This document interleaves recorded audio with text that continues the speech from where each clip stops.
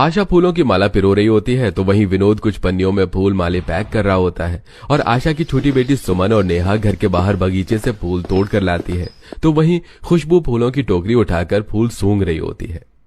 अरे फूल के सस्ते नशे करने वाली लड़की, आज तेरे कॉलेज का पहला दिन है। अब बस फूल ही सूंघती रहेगी या कॉलेज भी जाएगी? पता नहीं इसे फूलों से कितना प्यार है। खुशबू अब फूल की टोकरी नीचे रख दे और कॉलेज जा। पापा फूलों से तो प्यार होगा ही ना, आखिर मेरा पूरा बचपन इन फूलों के साथ ही जो बीता है। इतना बोलकर खुशबू अपनी माँ के हाथ से एक गुलाब लेकर कॉलेज के लिए निकल जाती है। कुछ ही देर में वो हाथों में गुलाब लिए कॉलेज पहुंचती है जहाँ खुशबू की कुछ दोस्त उसके हाथों में फूल देखकर हंसते हुए उससे कहती हैं, कॉलेज के पहले दिन ही हाथ में गुलाब का फूल, किसी को प्रपोज करने का इरादा है क्या? अरे नहीं यार, ये तो मैं कहीं भी जाती हूँ ना तो अपने साथ एक फूल रख लेती हूँ ब्लेसिंग्स के तौर पर। मुझे लगता है कि जब फूल मेरे साथ रहता है तो मेरा लक अच्छा होता है। ओ अच्छा, लक। और काजल की गरीब भला क्या ही किसी को प्रपोज करेगी, और अगर इसने कर भी दिया ना तो इस बेचारी की इंसल्ट होनी ही है, क्योंकि इस कॉलेज में इसके जैसा कोई गरीब है ही नहीं। यहाँ सभी अमीर बच्चे आते हैं। वो तो गवर्नमेंट ने इसको इतनी अच्छी फैसिलिटी दे रखी है कि स्कॉलरशिप हो गई और ये कॉलेज में एडमिशन मिल गया, वरना स्कूल के बाद पढ़ाई कर पाना इसकी किस्मत में नहीं था। सही कहा निशा तुमने, ऐसी गरीब घर की लड़कियों को स्कॉलरशिप के दम पर ही कॉलेज में एडमिशन करवा लेती हैं और सोचती हैं कि किसी बड़े और अमीर घर के लड़के को अपने प्यार के जाल में फंसा लेंगी, पर अफसोस इनका सपना सपना ही रह जाता है। निशा न सिर्फ खुशबू की पड़ोसन थी बल्कि वो दोनों सेम कॉलेज में थी। निशा अपने कुछ दोस्तों के साथ मिलकर खुशबू की गरीबी का मजाक बनाती है। ये सब देखकर खुशबू उदास होकर वहां से चली जाती है और बैग से एक किताब निकालकर उस गुलाब के फूल को उस किताब में रख देती है। इसी तरह कुछ दिन बीत जाते हैं और एक दिन खुशबू घर में अपने पिता और बहन के साथ बगीचे से कुछ फूल तोड़ रही होती है तो वहीं आशा घर के दरवाजे पर सिलाई कर रही होती है और सुमन अपने पिता और बहन के साथ माला पिरो रही होती है। मुझे बस फूल तोड़ना अच्छा लगता है, ना कि माला पिरोना। माँ तुम ही माला पिरो लो ना। अरे सुमन बेटा, बहुत सारे कपड़े हैं, आज शाम तक 5 जोड़े कपड़े बना कर देने हैं, मेरे पास बिल्कुल टाइम नहीं है। और देख बारिश का मौसम शुरू हो चुका है, अगर बारिश हो गई तो मेरा काम अधूरा रह जाएगा। सुमन माँ को क्यों परेशान कर रही हो, आज मैं भी घर में ही हूँ ना, करवा लूंगी तुम लोगों की मदद। क्यों पापा? तो वहीं निशा बालकनी पर एक्सरसाइज करते हुए मजाक बनाते हुए कहती है, तुम बगीचे में खड़े होकर फूल तोड़ती हुई अच्छी लग रही हो। मैं कहती हूँ हाथों में फूल लेकर कॉलेज जाना बंद करो और घर में ही रहकर अपने पापा की तरह माली का काम करो और घर घर जाकर फूल माला बेचो, 2 पैसे भी कमा लोगी। मुझे तुम्हारी राय की कोई जरूरत नहीं है, गरीब हूँ इसका मतलब ये नहीं कि तुम्हारी बातें सुनती रहूं। जाने दे बेटा, बड़े घर के लोग ऐसे ही हम गरीबों के साथ बदतमीजी करते हैं, उन्हें तो बस मौका चाहिए होता है हमारी इंसल्ट करने का। तेरे पापा बिल्कुल ठीक कह रहे हैं, ध्यान मत दो उस पर। जहाँ खुशबू निशा की बातों से मुंह बनाकर माला पिरोने के लिए बैठ जाती है तो वहीं निशा अपनी माँ के साथ बालकनी पर खड़ी होकर गरीब खुशबू और उसके परिवार पर हंस रहे होते हैं। अब इसी तरह कुछ दिन बीत जाते हैं और एक सुबह जब खुशबू कॉलेज के लिए तैयार हो रही होती है तो वो देखती है कि चूहे ने उसका इकलौता पर्स काट दिया है। माँ सिलाई करना बंद करो और पहले मेरा बैग देखो, मेरे पास एक ही बैग था, चूहे ने वो भी काट दिया। अगर ऊपर से काटा होता तो मैं कुछ जुगाड़ कर लेती, पर चूहे ने तो बिल्कुल बीच में काटा है। परेशान की है, ला जिस जगह से चूहे ने बैग काटा है मैं वहाँ पर कपड़ा लगा देती हूँ, सिल देती हूँ, चिंता मत कर, दर्जी है तेरी माँ। इतना बोलकर आशा खुशबू से बैग ले लेती है और अंदर की साइड में कपड़ा लगाकर सिल लेती है और बैग में अलग से लगा कपड़ा कुछ अलग से ही दिख रहा होता है। दीदी अब आपका बैग कितना गंदा लग रहा है, आप ऐसा बैग लेकर कॉलेज मत जाओ। मैं अब ये बैग कॉलेज नहीं ले जा सकती, देखो कितना गंदा लग रहा है। फिर उस अमीर निशा की बच्ची ने देख लिया ना तो फिर अपने दोस्तों के साथ मेरा मजाक बनाएगी। कोई तेरा मजाक नहीं बनाएगा, तेरा बैग बहुत सुंदर दिखेगा, रुक जा।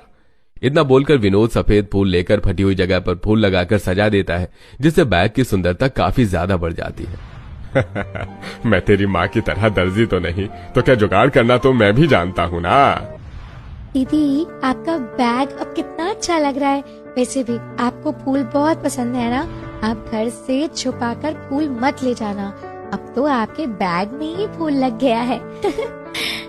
अपना फूलों का वाला बैग देखकर खुशबू को काफी अच्छा लगता है और आज वो खुशी खुशी कॉलेज जाती है, जहाँ सभी स्टूडेंट्स उसका बैग देखकर उसकी काफी तारीफ करते हैं।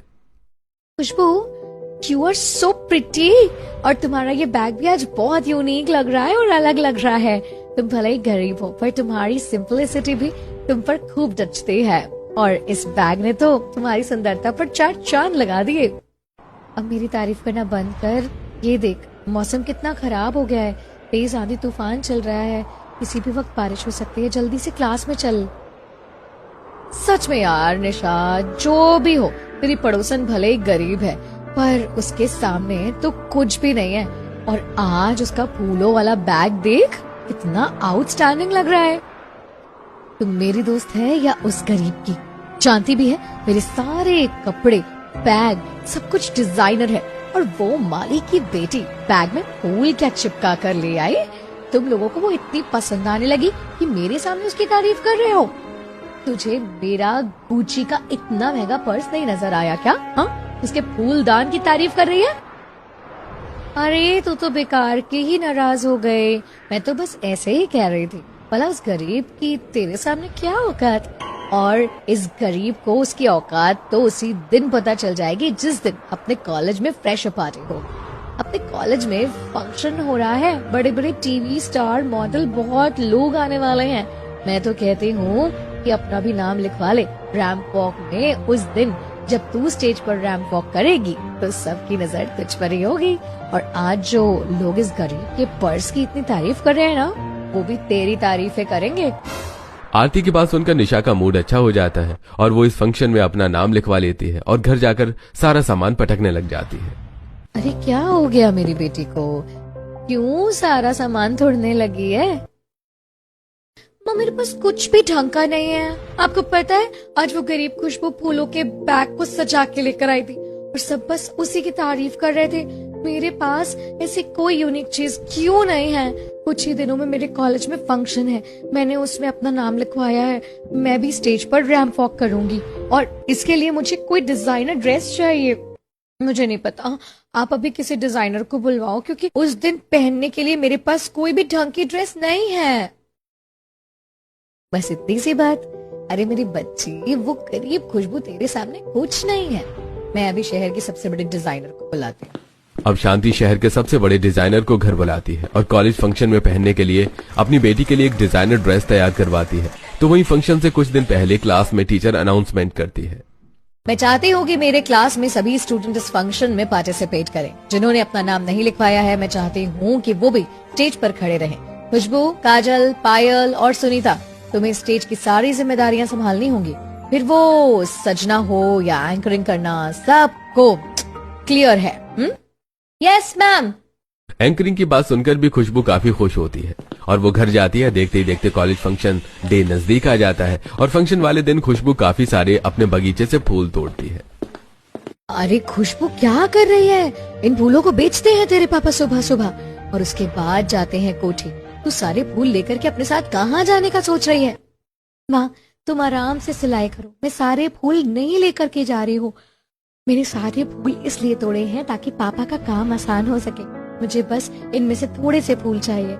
आज मेरे कॉलेज में फंक्शन है, तो मैं अपने कुछ दोस्तों के साथ स्टेज सजाऊंगी और उसके बाद एंकरिंग करूंगी। हाँ, तुम सिलाई कर रही हो तो मेरी स्कूल की ड्रेस भी सिल दो, वो कल फट गई थी। खुशबू बहन, माफ करना, अर्जेंट में तुम्हें कपड़े दे रहे हैं, पर मायके से फोन आया है, परसों ही निकलना, एक दिन में तो बन जाएगा। हाँ हाँ बहन, तुम अपना नाप और कपड़ा रख जाओ, और तू ज्यादा फूल लेकर मत जाना बेटा। अब खुशबू कुछ फूल लेकर कॉलेज जाती है, जहाँ भी अपने कुछ दोस्तों के साथ स्टेज की डेकोरेशन करती हैं। तो वहीं बाकी स्टूडेंट्स रेडी हो रहे होते हैं। कुछ ही देर में पूरा मंच तैयार हो जाता है, बड़े बड़े लोग आ जाते हैं और खुशबू की नजर कुछ बचे हुए फूल पर पड़ती है और वो उन बचे हुए फूलों को उठाकर अपने बालों की चोटी बनाती है और अपने बालों को फूलों से सजा लेती है और पूछती है, बता कैसी लग रही हूँ मैं? अति सुंदर, विश्व सुंदरी। तुम्हें भी मॉडलिंग के लिए अपना नाम लिखवा लेना चाहिए था। तुम बिना कुछ किए ही बिल्कुल हीरोइन लगती हो। सच में खुशबू, ये फूल तुम पर बहुत अच्छे लग रहे हैं। सही कहा था तुमने, तुम्हारे लिए ये फूल लकी है। तुम्हारे पास जब भी कोई फूल होता है, तुम्हारी सुंदरता दुगनी हो जाती है। अपने दोस्तों से तारीफ सुनकर खुशबू को बहुत अच्छा लगता है। तो वहीं फेमस मॉडल रवि कुंद्रा की नजर खुशबू पर पड़ती है और उसे खुशबू पहली नजर में पसंद आ जाती है। कुछ देर में फंक्शन शुरू होता है।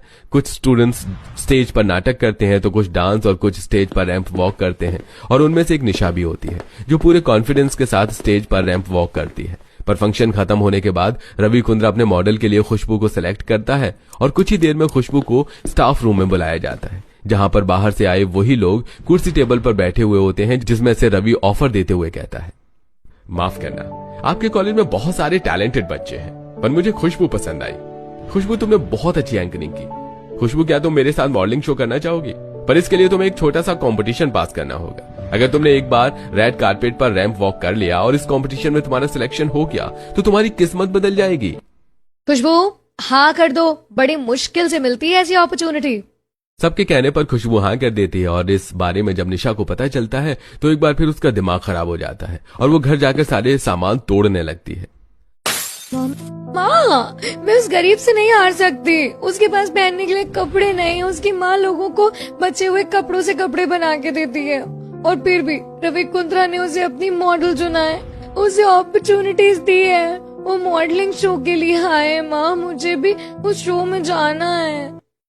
मेरे बच्चे, तो चिंता मत कर, वो लड़की कभी तेरी बराबरी नहीं कर सकती। वो तो कॉलेज फंक्शन था, असली कंपटीशन तो अब शुरू हुआ है।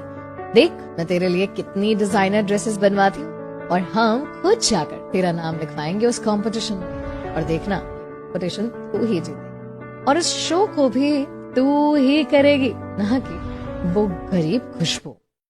जहां अमीर शांति अपनी बेटी की खुशी के लिए बड़े बड़े डिजाइनर को घर बुलाती है तो वहीं खुशबू जब चटाई बिछाकर रात में खाना खाते वक्त इस बारे में अपने परिवार को बताती है तो पूरा परिवार परेशान हो जाता है।